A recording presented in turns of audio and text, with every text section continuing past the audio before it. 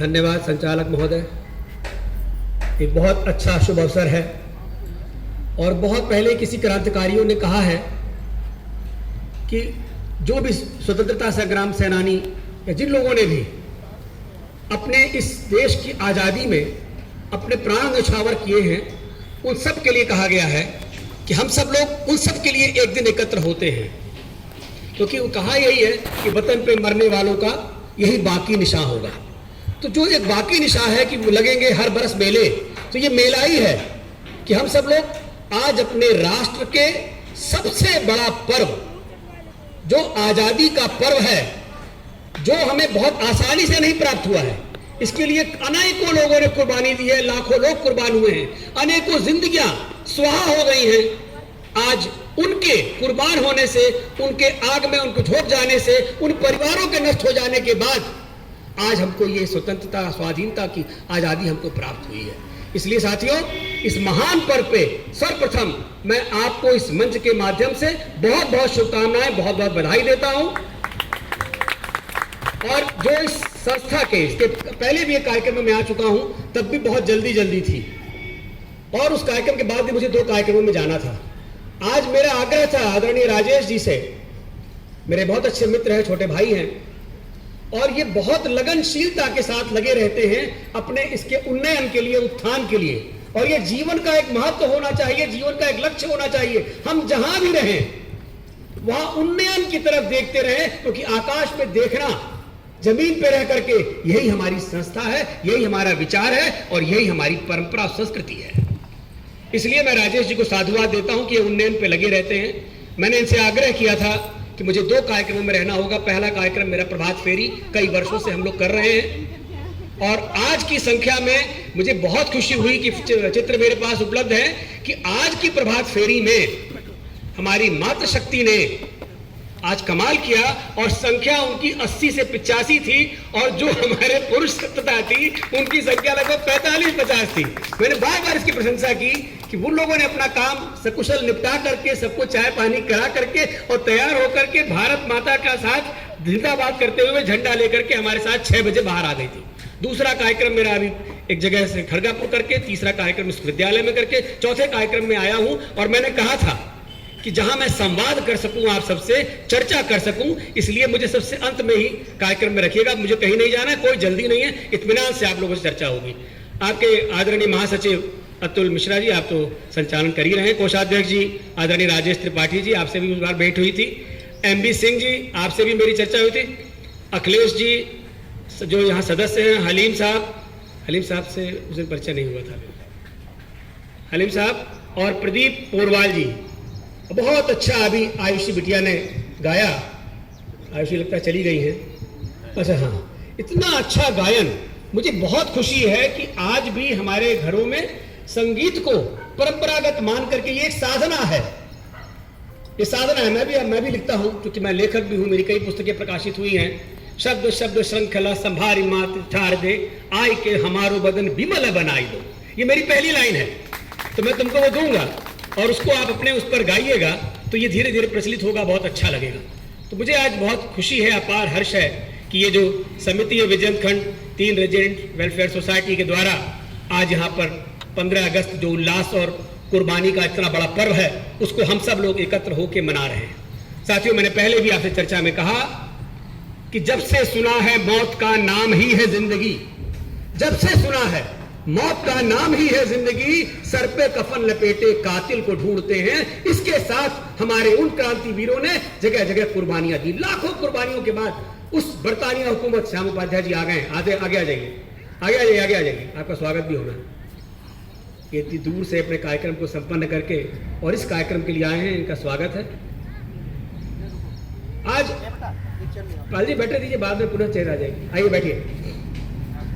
तो ये जो व्यवस्था हम लोग सबने दिया है, इसमें हम सबको अभी, जैसे अभी प्रधानमंत्री जी ने उद्बोधन किया कि अभी ऑपरेशन सिंदूर समाप्त नहीं हुआ, इसी तरह से आज यहां उपस्थित सभी युवाओं से मैं देख रहा हूं, मुझे बहुत खुशी है कि मैं आज इन युवाओं के बीच में हूं, और इन युवाओं से मेरा यही आग्रह है कि आप भी मान लीजिए कि अभी आजादी के लिए लड़ाई जारी है। हम उस लड़ाई को आज भी लड़ रहे हैं और जो जहां है, जिस रूप में है, जैसे है, वह उसी लड़ाई के लिए अपना झंडा थाम के देश के लिए कुर्बान होने के लिए आगे रहेगा, तत्पर रहेगा। तो ये आजादी हमारे पास चिर स्थिर है, आगे और बढ़ती रहेगी, क्योंकि ये लड़ाई अभी बहुत बड़ी है। आप देख रहे हो कि जो 15 अगस्त पे हुआ, एक गीत बहुत प्रचलित हुआ, क्योंकि मैं लेखक हूं तो मैं अपनी भाषा में बोलूंगा। एक बहुत गीत प्रचलित हुआ, आदरणीय लता जी ने गाया था उस गाने को, और चीन के साथ हमारा युद्ध चल रहा था। उस समय पर जो उन्होंने गीत गाया था कि जो शहीद हुए हैं उनकी जरा याद करो कुर्बानी। तो ये याद करने के लिए ये दिन आता है। बस संकट ये है कि 14 तारीख का वो तिथि जो हमारे हृदय को द्रवित कर जाती है, हमारे मन को झकझोर जाती है, वो विभाजन विभीषिका भी उसके एक दिन पूर्व आती है। आज युवा भूल गए होंगे, और मैं ये चाहता हूं कि जिम्मेदारी आगे के लोग, आगे की पीढ़ी उठाएं। आदरणीय राजेश जी, उनके परिवार के लोग, पोरवाल साहब, ये लोग जिम्मेदारी उठाएं कि अपने बच्चों को बराबर बताते रहें कि वो विभाजन विभीषिका में कितने लोगों ने अपनी जड़ों को खोया है, कितने लोगों कुर्बान हुए हैं, लाखों हिंदू मारा गया, काटा गया, कितने लोगों ने अपनी जिंदगियां तबाह कर दी, कितने लोग अपना घर बेघर होकर के यहां आए। बहुत से ऐसे लोग हैं जिनमें विभीषिका थी, उन्होंने उत्साहपूर्वक अपने जीवन को नया करके, आज उन्नयन करके अपने को स्थापित कर लिया, और बहुत से लोग तो उसमें खत्म हो गए। वो कहीं चिंता का विषय नहीं, कहीं चर्चा का विषय नहीं है। तो विभाजन विभीषिका को अपने चिर स्मृति में स्थापित रखते हुए हमें 15 अगस्त के उत्साह और उल्लास को भी साथ साथ बनाना है।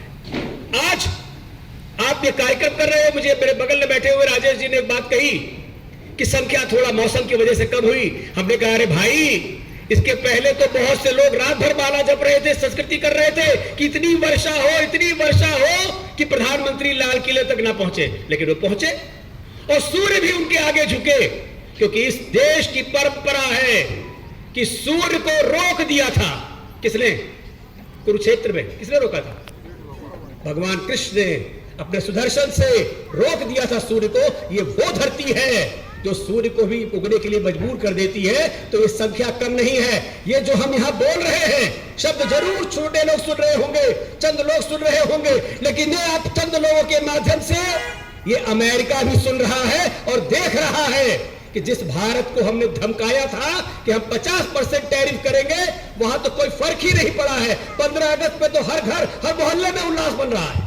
यही हमारी परंपरा है, यही हमारी रीति है, यही हमारी सोच है कि हमें झुकना नहीं है, हमें रुकना नहीं है, हमें अपने विकास और विरासत को साथ लेके आगे बढ़ना है। जब तक हम अपनी रिचुअल्स को, अपनी परंपराओं को, माथे पे चंदन को, पीपल वृक्ष की परिक्रमा जो माताएं करती है, हाथ में कलावे को पकड़े रहेंगे, दुनिया की हर शक्ति आपके आगे झुकती रहेगी। वो बरतानिया हुकूमत जिसके लिए कहा जाता था कि इसका सूर्य कभी झुकता नहीं है, इसका सूर्य कभी रुकता नहीं है, इसका सूर्य कभी अस्त नहीं होता है, आज वो बरतानिया हुकूमत भारत के कदमों में पड़ी हुई है, भीख मांग रही है कि हमारी अर्थव्यवस्था को बचा लो, हमारी धरती को बचा लो। वह चीन जो अपने ऊपर गर्व करता था, धमकाता था, लोग हमारे यहां बैठ के डोकलाम डोकलाम चिल्लाते थे, वो चीन आज अपने ही परेशानियों से घिर गया है। उसके अपने लोगों ने उसके लिए समस्या खड़ी कर दी है। वह भारत की तरफ, हमारी तरफ देख रहा है कि भारत हमारी तरफ आगे बढ़े। क्यों? क्योंकि जब पूरी दुनिया ने युद्ध को पकड़ा था, उस समय एक ऐसा संत यहां पैदा हुआ जिसको देख करके लोगों ने युद्ध को छोड़ दिया और बुद्ध को अपना लिया। उस समय भारत विश्वगुरु था, युद्ध को छोड़ा और बुद्ध को पकड़ा। ये आप सब जानते होंगे कि दुनिया के कितने देश आज बुद्ध के साथ हैं। एक समय दूसरा आया जब हमारे ऐसी कुरुक्षेत्र को, हमारे ऐसी गीता को उठा करके एक युवा नौजवान 28 साल की उम्र में शिकागो पहुंच जाता है। उसके वस्त्र को देख करके लोगों को चिंता होती है कि ये कैसा अनपढ़ जाहिल आदमी है जो आज यहां आ गया है। और जब उसने पहली लाइन में बोला my American brothers and sisters, तो पूरी दुनिया हिल गई। वहां उन्होंने आत्मसर्वभूतेषु परधर्म चलोष्ठवत्, आत्मसर्वभूतेषु की भावना बढ़ाई कि हमें वसुधैव कुटुंबकम को आगे बढ़ाना है, और वह भारत फिर विश्वगुरु की तरफ आगे बढ़ा है। यही वो विश्वगुरु है जो लोग उपहास करते हैं कि कैसे बनेगा। अरे हम तो पहले भी थे। हमारे कृष्ण को पूरी दुनिया ने माना है, और इसी को जो स्वामी विवेकानंद आज कृष्ण की गीता को लेकर के पूरे विश्व में प्रचलित हुए गए।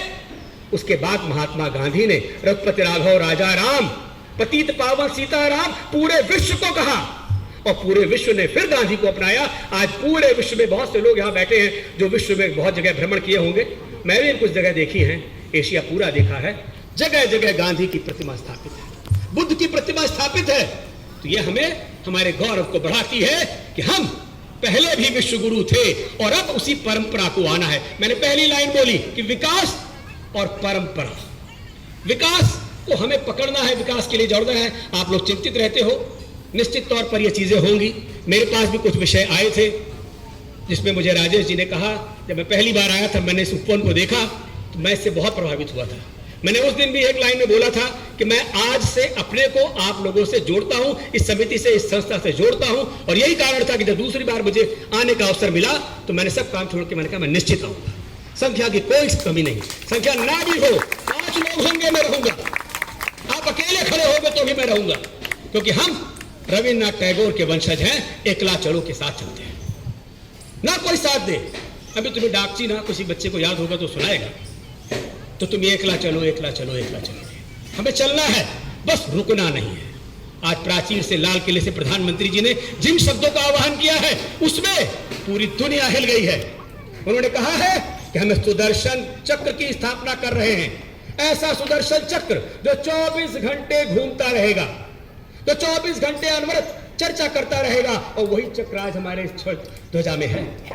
हम तो वैसे भी ध्वजा के वाहक हैं, ध्वजा के पूजक हैं, हमारा गुरु ध्वजा है। हमने सिर्फ मंत्रणा ली है तो ध्वजा से लिए, और आज चक्र के आगे उन्होंने कहा कि हमें उसी चक्र पे रहना होगा। आधुनिक हथियार होंगे, आधुनिक शक्तियां होंगी जो हमारे साथ रहेंगी। और एक बात जो उन्होंने कही, जो शायद इस नवीन भारत की ओर इशारा कर रही है, युवाओं के लिए इशारा कर रही है, कि जो नीति हमारी विस्तार की नहीं थी उसको उन्होंने लताड़ दिया। उन्होंने कहा विस्तार करेंगे, अपनी शक्ति का विस्तार करेंगे। आज आपकी शक्ति को, ब्रह्मोस को ऑपरेशन सिंदूर में पूरी दुनिया ने देखा। और आज वही ब्रह्मोस के आगे चीन आपके आगे झुक रहा है, हाथ मिलाने को तैयार है। अमेरिका ने जब दुश्मन को गले लगा लिया, बैठा लिया, तो जो चीन और पाकिस्तान की मित्रता थी उस पर आज चीन को भी शंका पैदा हो गई। वो भारत की ओर देख रहा है। तो साथियों, बातें बहुत हैं, बहुत सारी बातें हम लोग करते भी रहेंगे, मिलते भी रहेंगे। यह वक्त किसी राजनीतिक दल के लिए उपवास का नहीं है, उनकी बुराई करने का नहीं है। यह वक्त हमें उल्लास को, हर्ष को मनाने का है। मैं आपको साधुवाद दे रहा हूं और आप सबको ये बताना चाह रहा हूं कि जब मैं आया था तो मेरे सामने एक बात रखी गई थी इस पार्क के पाथ की। उस पार्क के पाथ पर तत्काल हमने निर्णय लेकर के आयुक्त महोदय से चर्चा की। उसी दिन उन्होंने 2 सूची में 2 नाम जोड़े। एक हजरतगंज चौराहे को अटल चौराहे के नाम पे करने की बात उन्होंने रखी और वो जोड़ा गया, अखबार में प्रकाशित भी हो गया। और दूसरा, उन्होंने यहाँ 10 लाख रुपए उसी समय बोला कि मेरे कोष में से 10 लाख रुपए मैं दे रही हूँ और पाथवे का निर्माण शुरू हो। मैंने कहा 10 लाख में नहीं होगा, बहुत बड़ा पार्क है, लगभग वहाँ पे 1 करोड़ के आसपास की आवश्यकता पड़ेगी। अगर एक फाउंटेन भी बन जाए, सौंदर्यीकरण पूरी तरह से हो जाए। उनका अशोक जी मुझे शुरू करने दीजिए, जब मैं शुरू करूंगी तो बहुत से लोग आगे आएंगे। और मैं आपसे वादा कर रहा हूँ, वो इतनी ऊर्जावान महिला है। जब वो डीएम थी बस्ती, तभी मेरा उनका संपर्क था। मैं धरने पर बैठा हुआ था, अनशन कर रहा था, विपक्ष की सरकार थी, लेकिन तब भी वो वहाँ कुछ लोगों ने आकर के मेरे ऊपर पथराव करना शुरू किया। डीएम ने मुझे पूरी सुरक्षा दी। उन्होंने कहा नहीं, मैं किसी राजनीतिक स्तर पर बाधा नहीं बनती हूँ, मैं सबको उनका कार्य करने का अवसर देती हूँ। निहायत ईमानदार और बहुत अच्छी महिला है। मैं इस पार्क में भी उनको लाऊंगा, स्टोन उन्हीं से रखवाऊंगा कि आप ही स्टोन रखिए, क्योंकि उन्होंने इसकी शुरुआत की है। दूसरा विषय अभी पानी का आया था, हमारे साथी ने कहा भी, हमारे सभासद हैं, माननीय सभासद हैं, मेरे मित्र हैं, छोटे भाई हैं, उन्होंने भी कहा। उस दिन भी चिंता हुई। मैंने आयुक्त में बाहर था, बॉम्बे में था, भैया का फोन आया, तत्काल हमने उस पर कार्रवाई करवाई और फिलहाल पंपिंग से पानी आपका निकाला जरूर गया। लेकिन मैंने उस पर चिंतन किया कि आखिर क्या कारण है, आपने आज पंप कर दिया, दोबारा फिर डी पंप करोगे, कैसे काम चलेगा। उन्होंने कहा नहीं कि यहाँ बहुत बड़ा नाले का निर्माण चल रहा है जो अधूरा है, रुका हुआ है, उसको हमें किसी झील से जोड़ना था, लेकिन कोई सर्वोच्च न्यायालय का कोई आदेश है जो हमारे लिए बाधा बन गया है। तो हमने कहा कि जहां से बाधा बना है वहां रोक दो, उसके आगे का जहां निर्माण है उसको पूर्ण कर दो। जब बाधा समाप्त होगी दोनों को जोड़ देंगे, फिलहाल समस्या तो खत्म होगी। इस पर उन्होंने सहमति जताई है। मुझे लगता है कि इस पर भी कार्य बहुत शीघ्र शुरू होगा और अगली बरसात में आपको पानी का सामना नहीं करना पड़ेगा।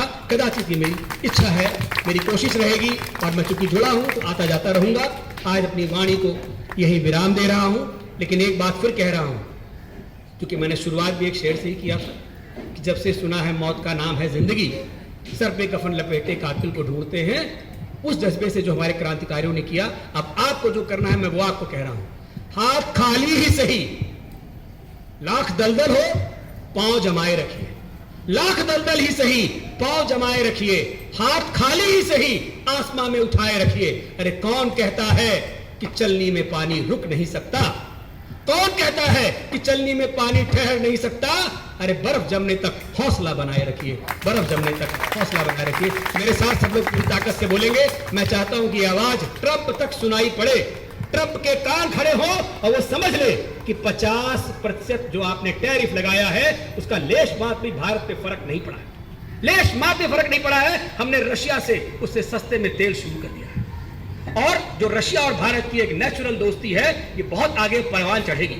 आज प्रधानमंत्री जी ने लाल किले से कह भी दिया है कि हमें आत्मनिर्भरता की तरफ बढ़ना है, स्वदेशी की तरफ बढ़ना है, स्वदेश अपनाने पे बढ़ना है, स्वदेशी अपनाने पे बढ़ना है।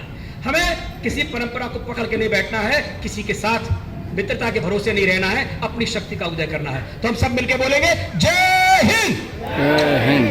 थोड़ा और खाना खाने के बाद सबको लड्डू मिल रहा है। जय हिंद, जय हिंद, जय हिंद, भारत माता की जय।